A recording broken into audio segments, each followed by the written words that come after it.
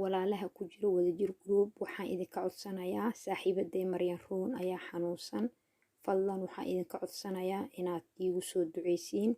qof walbo idinka mid ah ilaahay inuu caafimaad siiyo iyadoo caafimaad qabto inuu ilaahay gurigeeda ku soo celiyo fadlan intaas ayaan idinka codsanayaa waana mahadsantihiin assalaamu calaykum waraxmatullaahi wabarakaatu walaalaha ku jiro wadajir group soo dhawaada meel walba dunida ka joogtiin qalbi furan iyo farxad ayaan idinku soo dhaweynaya maanta waxaan idin wadaa wajiga ayaan rabaa wax yar oo nafaqa inaan ku sameysto waa xabadaan ukunta ma wada isticmaaleyno tan guduudana ka isticmaaleynaa tan cadaanka ma isticmaaleyno insha Allah taas waa sidaas tanna waxa waaye jam moos ah waxyaalo badan ku jiro mooska oo laga helo fitamiinaad hadday tahay in loo cuno gudaha jirka maxay ahayd casiir looga shiito ama aad cuntada ku cuntid iyo hadday tahay inaad ku samaysatid wajigaaga qurxin sida aad wajiga ugu qurxin kartid sidaas aad u jeediin waxaan isticmaaleynaa qobka mooska alaabtaas gudaha ku jirto waxyaalo badan ee wadataa fitamiinaad badan ku jiro oo ka dhigayo maasha Allah wajigaaga qurux ka dhigayo soo saaraya bilicda dumarka qurxinta laakiin ma isticmaaleyno kaas waayo gudahaas muhiim noo sidaan u isticmaaleyno ayaan marka idin tusaaya insha Allah sidaan u jeedin hawsheena ku bilaabanaysaa bismillaah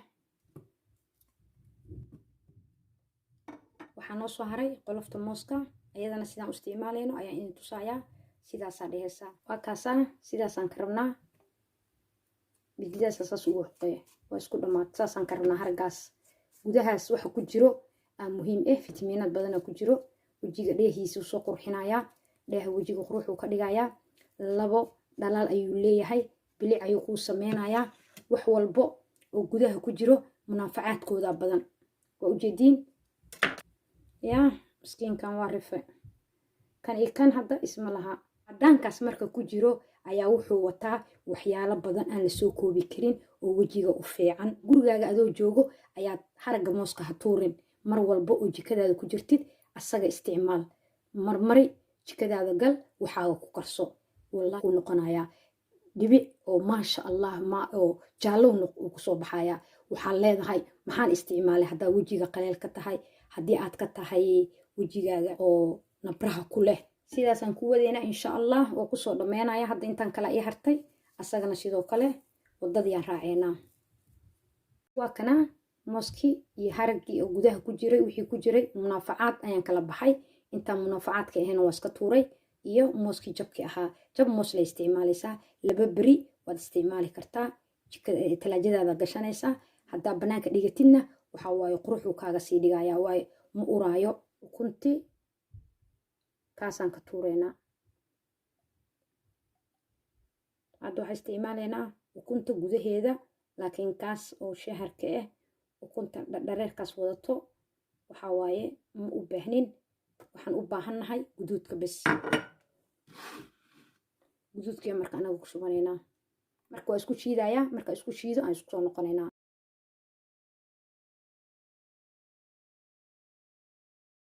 tan waa shiiday saan noogu soo baxay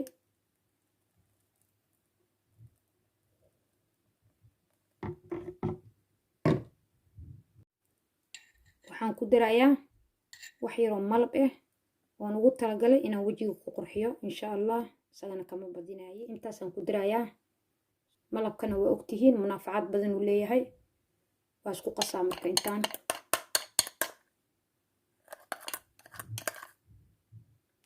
waa ujeedin akhyaare alaabtii saanay ku soo baxday intaana marine wajigaaga intaada marin ka hor waxaad sameynaysaa suufkaana soo qaadanaysaa hadduu qof walba gurigiisa yaalo ama farmashiyaha ka soo gadan kartaa